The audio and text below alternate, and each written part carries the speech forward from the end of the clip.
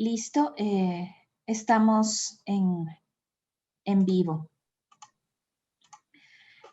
Les doy la bienvenida a una nueva conferencia dentro de lo que es el ciclo de conferencias de la competencia a la colaboración. Saludo a Cristabel Aguirre, miembro de la REOIT y adscrita a la Universidad de la SUAY, que siempre pues igual nos acompaña y colabora en estos eventos, y a Efraín Naranjo, coordinador de la REOIT. El día de hoy vamos y tenemos como invitado a Víctor Jácome, quien nos va a estar colaborando, ¿no es cierto? Va a estar abordando el tema de economía social y solidaria y economía popular y solidaria, una mirada desde el caso ecuatoriano. Víctor Jácome es actualmente profesor investigador del Instituto de Altos Estudios Nacionales, IAE, donde fundó y coordina el programa de maestría de investigación en economía social y solidaria.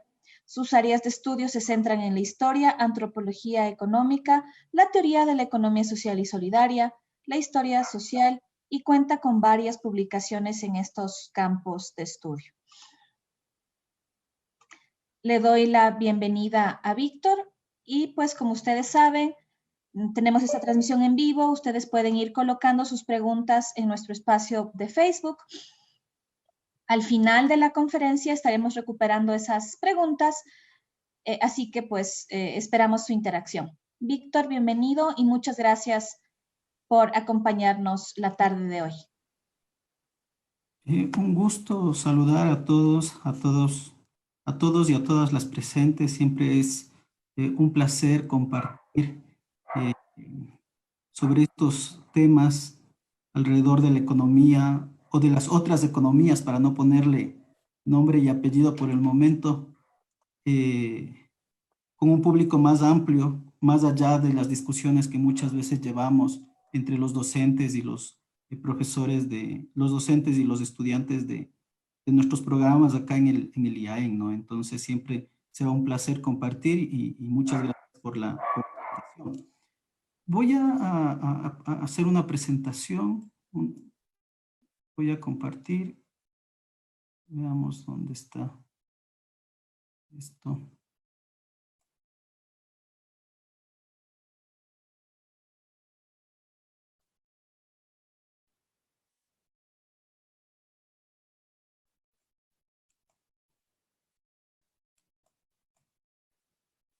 No sé si le aprecian a la diapositiva.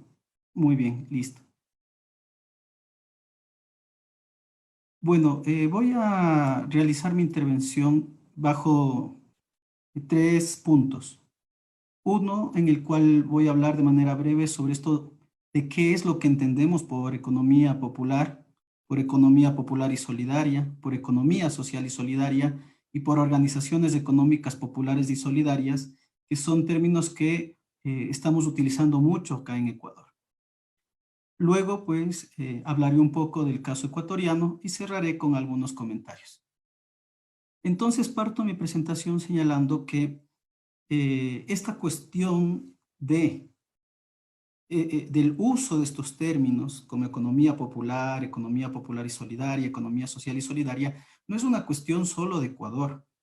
Es una cuestión que se viene dando a nivel mundial, ¿ya? Y en América Latina se han ido presentando un sinnúmero de definiciones y de términos para poder denominar a estas economías que están regidas por principios como la solidaridad, como la reciprocidad, como la ayuda mutua, entre otros principios más. Por eso es que al inicio yo señalaba y decía voy a hablar de estas otras economías para no ponerle nombre y apellido, porque esta cuestión de utilizar el término depende mucho del contexto y de las características, de las experiencias que nosotros vamos encontrando, ¿ya? Por ejemplo, en Europa se habla mucho de la economía social y la economía social tiene una base, ¿ya? O un núcleo que está conformado por organizaciones como las cooperativas, las asociaciones y las mutualidades. Pero aquí en América Latina, nosotros no solamente tenemos ese tipo de organizaciones, sino que en los diferentes países encontramos un sinnúmero de experiencias. que responden a otros principios como los que había señalado, estos principios más vinculados con la solidaridad. Y entonces aquí es en donde, dependiendo del contexto, van colocando, ¿sí?, diferentes definiciones. Sin embargo, podríamos nosotros señalar que esta diversidad de definiciones, que luego ya les voy a mostrar, pueden ser enmarcadas, según Fernanda Wanderley, bajo dos grandes dimensiones. Aquellas definiciones que nos hablan de, o utilizan estos términos como el de economía social y solidaria, el de economía solidaria, entre otros, desde una dimensión maximalista. ¿Y qué significa esto? Significa que miran a estas, miran a estas definiciones como la economía social y solidaria, la economía solidaria, la economía de solidaridad, la socioeconomía solidaria, entre otros términos, como una propuesta contrahegemónica, emancipadora, que puede sustituir o buscar un nuevo orden al orden capitalista imperante. Pero en cambio tenemos otras definiciones que no necesariamente refieren, ¿sí?, a estas economías desde esa perspectiva como un proyecto político que está en construcción, que lo queremos alcanzar, sino que lo miran desde una perspectiva minimalista. ¿Y a qué hace referencia esto? A que nos fijamos a esas economías reales, a las prácticas reales, a las dinámicas de los actores, a su forma de gestión, a su manera de comercializar, a las relaciones internas de las organizaciones. Entonces tenemos dos tipos de definiciones aquí que nosotros debemos de entenderlas. Y es importante entender esto porque de esa manera vamos a comprender mejor el caso ecuatoriano. Y entonces, haciendo esta presentación, esta diferenciación, nosotros podríamos decir en este sentido que cuando hablamos de economía social y solidaria, podríamos estarnos refiriendo a esta cuestión maximalista, es decir, a esta propuesta transicional hacia otra economía, hacia otra sociedad. Está en construcción, lo estamos construyendo. Cuando hablamos de la economía popular, en cambio, hablamos de una economía realmente existente, compuesta de un conjunto de unidades domésticas que buscan pues, mejorar las condiciones de reproducción de la vida de sus miembros y que se manejan generalmente a nivel familiar.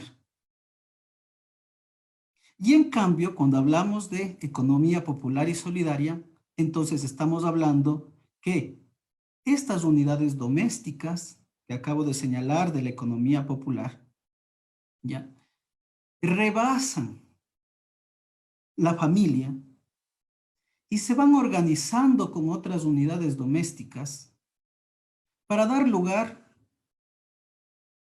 a algunas extensiones. Por ejemplo, asociaciones, cooperativas, serían parte de estas extensiones.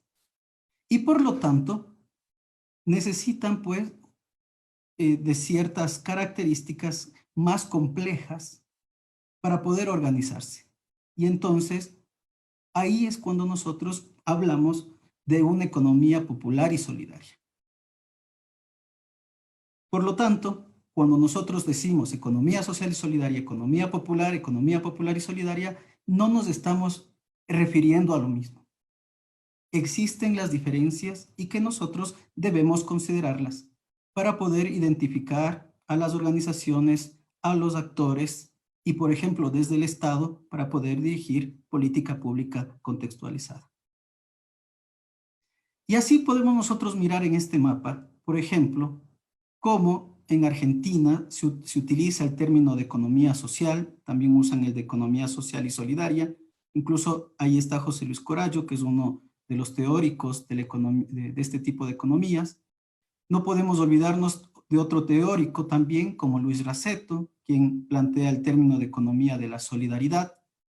Bueno, en Bolivia sabemos que usan, sobre todo por el reconocimiento constitucional, el término economía solidaria y comunitaria. Si nos vamos a Brasil, simplemente hablan de economía solidaria.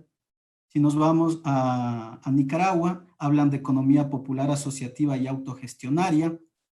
Si nos vamos a Ecuador, encontramos los dos términos, economía social y solidaria y economía popular y solidaria. Entonces, fíjense ustedes cómo existen distintos términos para referirse a estas economías en los diferentes países.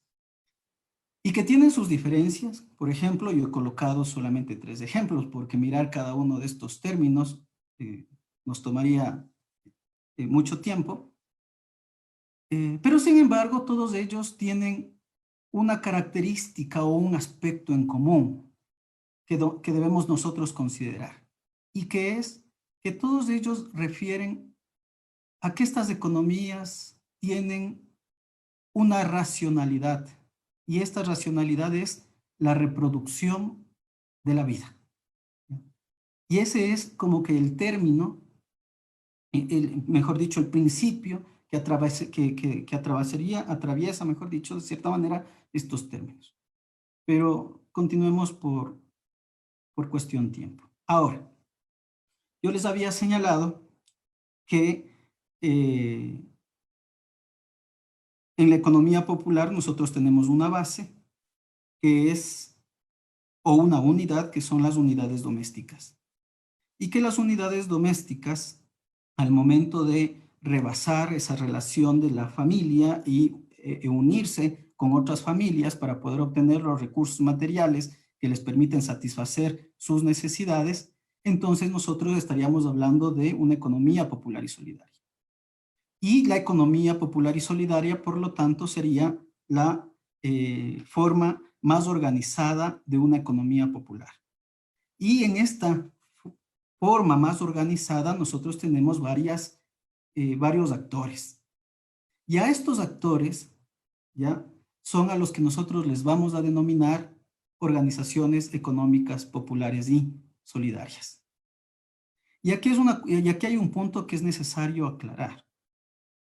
Así como la economía privada tiene una unidad, que es considerada la empresa, en la economía popular y solidaria, en la economía popular y en la economía popular y solidaria, esta unidad no es la organización, no es el emprendimiento, como muchas veces nosotros lo pensamos, ¿ya?, sino que la base es la unidad doméstica, porque ahí es donde se reproduce la vida, o como dice José Luis Corallo, el fondo de trabajo. Y por lo tanto nosotros debemos fijarnos en estas unidades domésticas y de ahí ver cuáles son esas extensiones que nacen de estas unidades domésticas y de esa organización de las unidades domésticas. Y bueno, estas organizaciones económicas populares y solidarias, que ya no es la unidad doméstica, sino ya son estas extensiones, ya más organizadas, se conforman pues por diferentes motivos. Una puede ser por su situación de exclusión, de marginalidad, por ejemplo. Otra puede ser porque tienen algunos vínculos. No sé, tal vez algunos miembros de estas unidades domésticas trabajan en una empresa privada. Ahí es donde se conocen, crean ciertos lazos, y eso también puede ser un motivo que, saliendo de ese trabajo mercantil, pues se motivan para poder crear estas organizaciones económicas populares y solidarias. Otras puede ser un vínculo de comunidad, ¿no? Pueden pertenecer a comunidades, a comunas, entonces tienen estos vínculos que permiten o les motivan también unirse, conformar estas organizaciones. Otras es porque otras motivaciones pueden ser que quieren encarar pues algún problema económico inmediato, etc. ¿Cuáles son las características de estas organizaciones económicas populares y solidarias? Uno, tienen conciencia de que tienen un problema en común y lo quieren resolver de manera solidaria, en conjunto. Su modo de organización, el tipo de actividad, se lo determina de manera conjunta. ya para poder satisfacer las necesidades de sus miembros. Generalmente cada interesado pone lo que tiene en ese momento. Unos tendrán trabajo, otros pueden determinar una cuota, otros pueden colocar herramientas de trabajo, etcétera, ¿ya? Complementan los recursos internos con externos. Esto quiere decir, por ejemplo, con recursos que pueden venir de la filantropía o que pueden venir a través de, de ciertos proyectos, de ciertas políticas del Estado, ¿no? Esto es muy importante entenderlo, porque muchas veces nosotros pensamos sobre la sostenibilidad de este tipo de organizaciones fijándonos solamente en la actividad económica y en las acciones que tiene la organización. Pero las organizaciones económicas populares y solidarias son sostenibles porque existen muchos elementos que le hacen sostenible, ¿ya? Y entonces, por ejemplo, frente a situaciones en donde los miembros de estas organizaciones no tienen para pagar una salud privada o para educar a sus hijos en una educación privada, entonces allí es donde ya cuestiones como la salud pública, la educación pública, son parte de esa sostenibilidad. ¿Ya? Y ahí es donde nosotros también debemos fijarnos en estas dinámicas de estas organizaciones, ¿ya? Para no trabajar con ellos, como yo lo señalé anteriormente, de una manera descontextualizada, sino hay que comprender estas dinámicas, cómo se manejan, ¿ya? Muchas veces pensamos que estas organizaciones no tienen ningún tipo de objetivos o de estructura, y al contrario, desde un inicio, este tipo de organizaciones ya nacen con objetivos, nacen con estructuras, tienen una dirigencia, incluso tienen una planificación. Y son aspectos que también debemos nosotros considerar. Quieren ser participativas, democráticas y autogestionarias. ¿Y por qué señalo el quieren? Porque no necesariamente lo son, ¿ya? Las organizaciones no son naturalmente solidarias, sino es una cuestión que también se va construyendo. Y ahí muchas organizaciones, instituciones, mejor dicho, pueden contribuir a aquello, ¿no? Por ejemplo, como las universidades. Y ahora sí, para poder entender mejor esto que acabo de señalar, entonces nosotros hablaríamos de que vivimos realmente en un sistema de economía mixta, como lo señalaría José Luis Corallo, o como la BIL habla de una economía plural, compuesta por una economía pública, una economía empresarial privada, una economía popular, y en este centro pues se produce una economía solidaria, y parte de esta economía solidaria está al interior de la economía popular, que es lo que nos permite a nosotros poder adjetivar a esta economía y hablar de una economía popular y solidaria. Y esto es muy importante porque a su vez esto nos conlleva a la reflexión de que no toda economía popular es solidaria, ni toda economía solidaria es popular.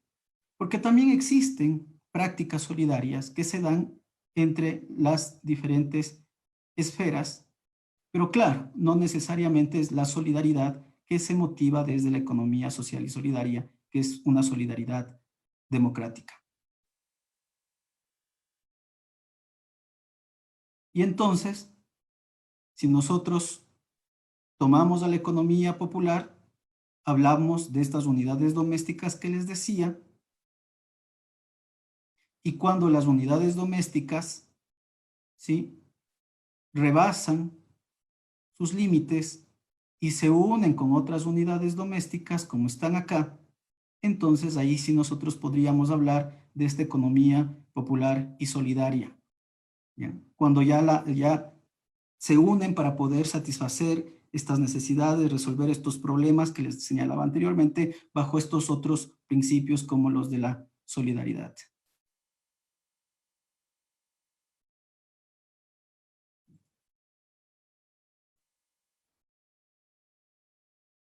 Y bien, y entonces estas unidades domésticas, estas organizaciones económicas populares y solidarias, utilizan su fondo de trabajo tanto para el trabajo mercantil como el trabajo asalariado, en donde miembros de estas unidades domésticas están vinculados con la economía pública, la empresarial privada e incluso con otras organizaciones económicas populares y solidarias, ya en el cual pues reciben un salario por su trabajo. Pero también tenemos un trabajo mercantil por cuenta propia, ¿ya? Que puede ser individual o familiar, pero también tenemos este asociativo como el que realizan las organizaciones económicas populares y solidarias. Pero también estas organizaciones pueden realizar trabajo de reproducción propiamente dicha, como es ese trabajo para el autoconsumo, ya sea de la unidad doméstica, como puede ser también para el consumo de la comunidad.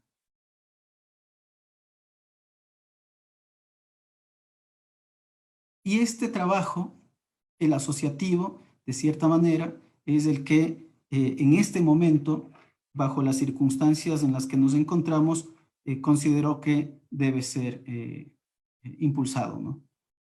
En el contexto actual. Y con eso vamos al caso ecuatoriano. Me avisan en el momento que ya se me termine el tiempo, por favor. Y bueno, ¿qué hay que entender primero en el caso ecuatoriano? En el caso ecuatoriano debemos entender que la economía popular y solidaria, ¿cómo se la denomina hoy? Porque nuevamente regreso a lo que inicié. Preferiría yo hablar en este momento como estas otras economías. No son economías que han aparecido a raíz de la Constitución del 2008 o la Ley de Economía Popular y Solidaria que apareció en el Ecuador en el 2011. Al contrario, si nosotros nos fijamos en las experiencias, utilicemos el término exitoso, exitosas, experiencias exitosas de economía popular y solidaria en Ecuador. Ninguna de estas experiencias han aparecido a raíz del reconocimiento constitucional o a raíz de la ley. Escuchaba yo con un gran amigo, César Marcillo, que decía, dígame en qué experiencia exitosa apareció después del 2008. Y realmente es muy difícil encontrarlas. Realmente estas experiencias tienen un origen mucho antes del reconocimiento constitucional. Entonces, solamente fijándonos en el siglo XX, aquí hay un error, en el siglo XX, pues nosotros nos damos cuenta que incluso lo que se denomina como economía social, recuerden que les decía esta cuestión de que la economía social es un término trabajado en Europa para la realidad europea, pero incluso las experiencias de economía social como las cooperativas tienen su origen a inicios del siglo XX aquí en Ecuador, ¿ya? Con el tema de la ley de comunas, por ejemplo, la ley de cooperativas. Luego tenemos ya varios reconocimientos que se van dando a nivel legal sobre todo para este tipo de experiencias. Y no es hasta la década de los 80 cuando se empieza a utilizar en Ecuador el término de economía solidaria, ¿ya? Sobre todo con las experiencias impulsadas por los salesianos. Ustedes conocen estas experiencias como Maquitacuzunchi, como el Salinerito de Guaranda, Salinas de Guaranda, etc. Entonces ahí es cuando se empieza a trabajar el término de economía solidaria. Y a esto podríamos nosotros aumentar un sinnúmero de experiencias más anteriores al reconocimiento constitucional actual, ¿no? Aquí está Cristabel, ella nos dirá, pues, la experiencia que tienen alrededor de las finanzas populares y solidarias antes del reconocimiento constitucional en la provincia de La Suay. Es muy enriquecedora esa experiencia, ¿sí? Y entonces esa es una cuestión que siempre debemos tener claro. ¿Sí? Estas experiencias o la economía popular y solidaria no nace con el reconocimiento constitucional.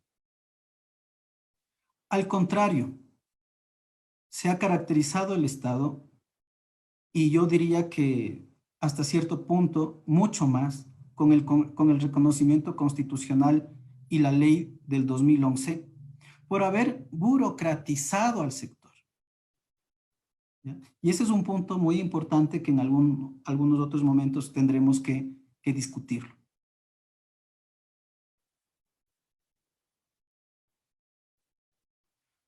Y ahora sí, con esto llegamos al 2008 y en el 2008 se realiza el reconocimiento constitucional en el cual se señala que nuestro país tiene un sistema económico, social y solidario.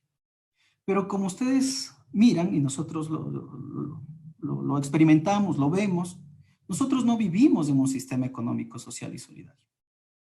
Por ello es que la economía social y solidaria en nuestro país puede encajar en esa dimensión maximalista que yo les señalé al inicio de mi intervención. Es ese proyecto en construcción, ¿sí? Y en cambio, tenemos que en el 2011 se reconoce la ley, la LOEPS, la Ley Orgánica de Economía Popular y Solidaria, que en cambio, por las características y cómo define al sector, podríamos señalar que se enmarca en la definición, en la dimensión minimalista, tomando en cuenta, nuevamente, relacionando con lo que señalé al inicio de mi intervención. Ahora, hay que ser también críticos con esta cuestión, ¿no? Y que es parte de las consecuencias de que el Estado nos reconozca o reconozca a las organizaciones. El hecho, por ejemplo, de que le haya reconocido a la economía popular y solidaria como una forma de organización económica del sector, del sistema económico, social y solidario, y como parte de esta forma de organización al sector asociativo, cooperativo, organizaciones comunitarias, lo que hizo, por ejemplo, es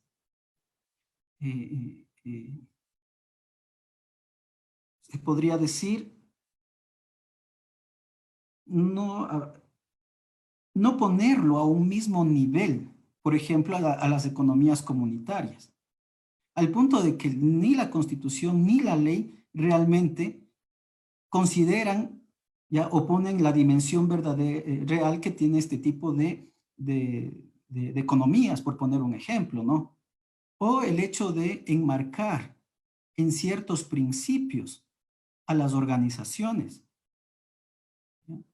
En unos principios establecidos, que estos son los principios, o el hecho de reconocer quiénes son parte de esta economía, como es el cuadro que acabo de señalar, comunitarios, asociativos, cooperativos, unidades económicas, etcétera, dejando afuera, y esto es una crítica que se ha venido haciendo desde el mismo aparecimiento de la ley, dejando afuera a algunas organizaciones que por no enmarcarse en la visión del Estado, simplemente quedan fuera, ¿ya? Pero que nosotros, al conocer estas experiencias, al mirar sus principios, cómo desarrollan sus actividades, nos damos cuenta que son parte de estas economías populares y solidarias. Pero esto es parte de las consecuencias de que el Estado reconozca al sector o haya reconocido al sector. Bueno. Y bueno, aquí tenemos algunos datos, no quisiera profundizar mucho. Realmente muchos de estos datos son los que manejan las CEPS, que siempre nos lo presentan en las intervenciones. Entonces, que entre los más importantes tenemos que en el caso del sector financiero de esta economía, tenemos 552 organizaciones.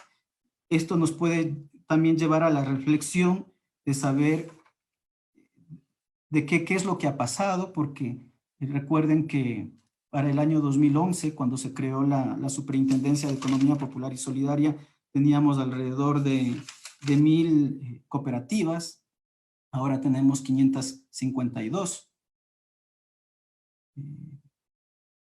También pues tenemos otro dato importante, como en el sector no financiero, que el 81% son más asociaciones en relación a las otras organizaciones, ¿ya?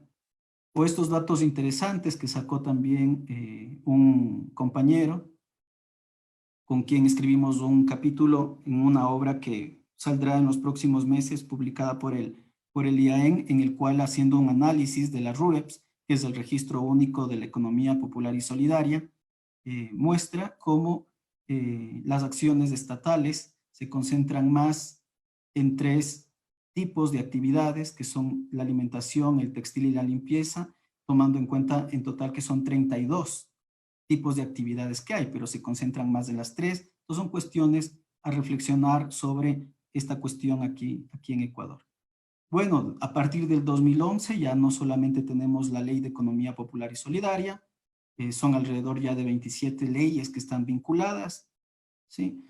Bueno, ya sabemos las 3 instituciones que se crearon con la ley, sobre todo para el sector, que es la corporación, la superintendencia y el Instituto Nacional de Economía Popular y Solidaria, pero también no nos olvidemos que varias instituciones públicas del gobierno central tienen áreas vinculadas a la economía popular y solidaria, y que también aquí viene esta cuestión de la crítica, de que muchas de estas instituciones realmente no saben lo que los unos y los otros están haciendo a favor del sector.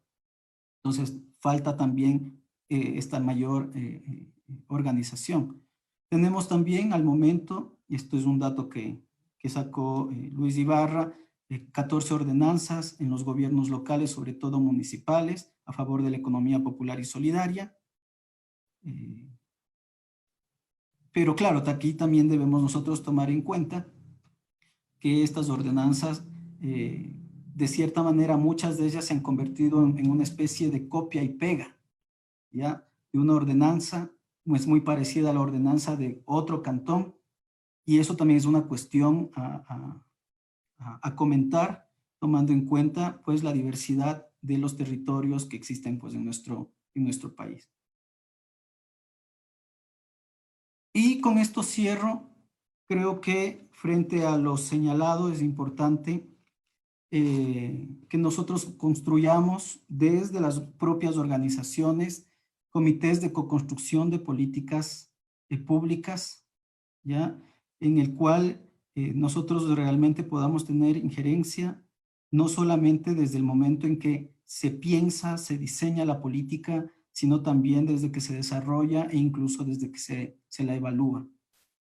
Claro, esto necesita un sinnúmero de otras características para que efectivamente se lo dé. Creo que es importante hacer uso de estas herramientas metodológicas que tiene la economía social y solidaria, como la construcción de los circuitos económicos solidarios. Por ejemplo, aquí Johnny Jiménez ha trabajado mucho estos temas, así como aquellas como las tiendas comunitarias, las ferias agroecológicas, mercados municipales, los circuitos alternativos de comercialización, las canastas solidarias, entre otros, que en estos momentos de pandemia no es desconocido que han tenido un rol importante o han retomado un rol importante, porque a partir de la década de 1990, y sobre todo las ferias, los mercados municipales, quedaron en un segundo plano frente al impulso que se ha dado a los supermercados. Entonces han retomado en parte nuevamente su protagonismo. Creo que es importante el rol que tienen los gobiernos locales para fomentar a este tipo de economías.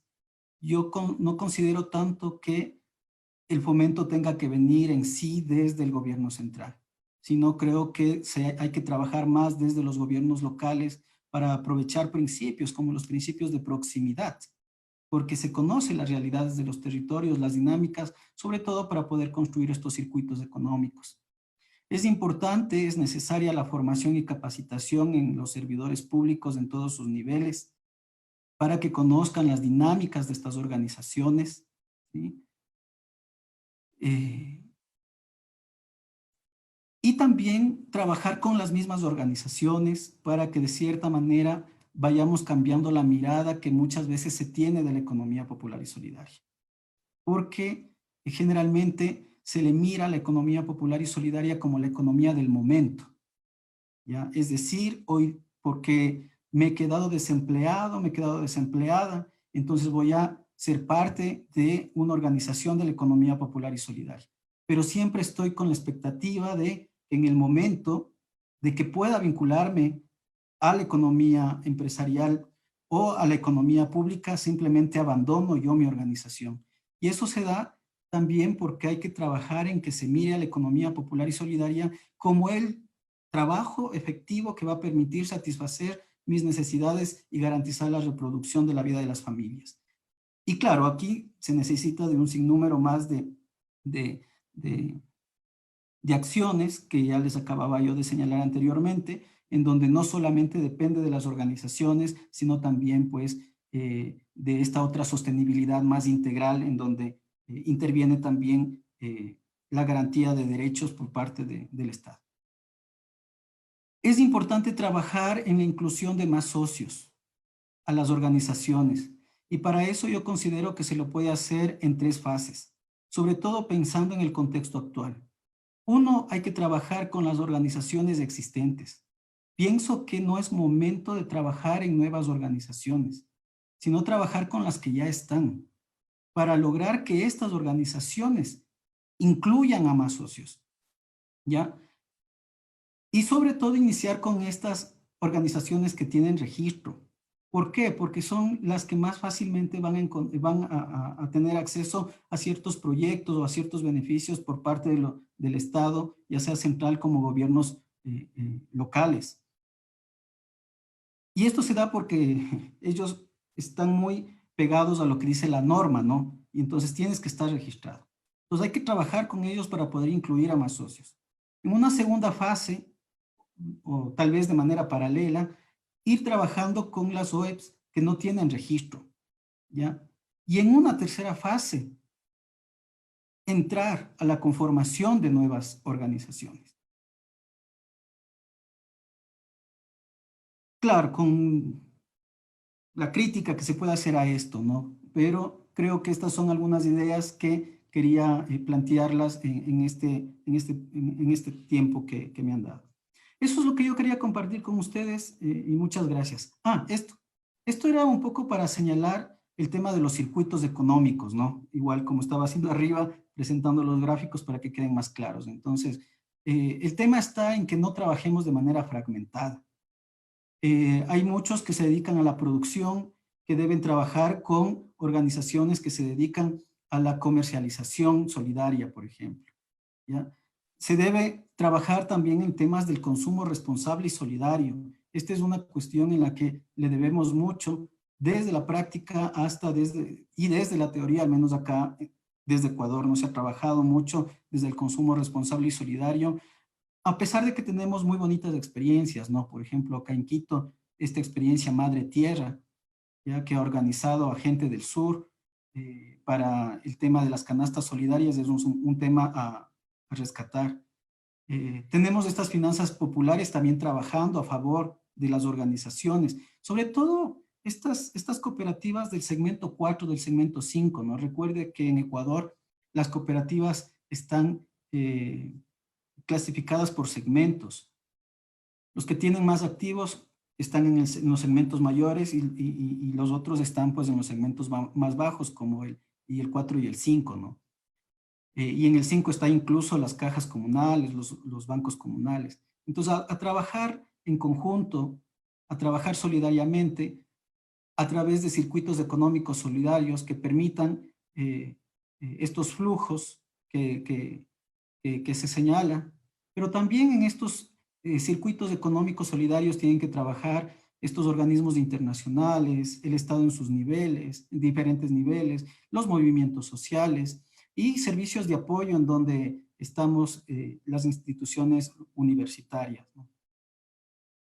Ahora sí, con eso finalizo. Muchísimas gracias, Víctor, nuevamente por compartir con nosotros.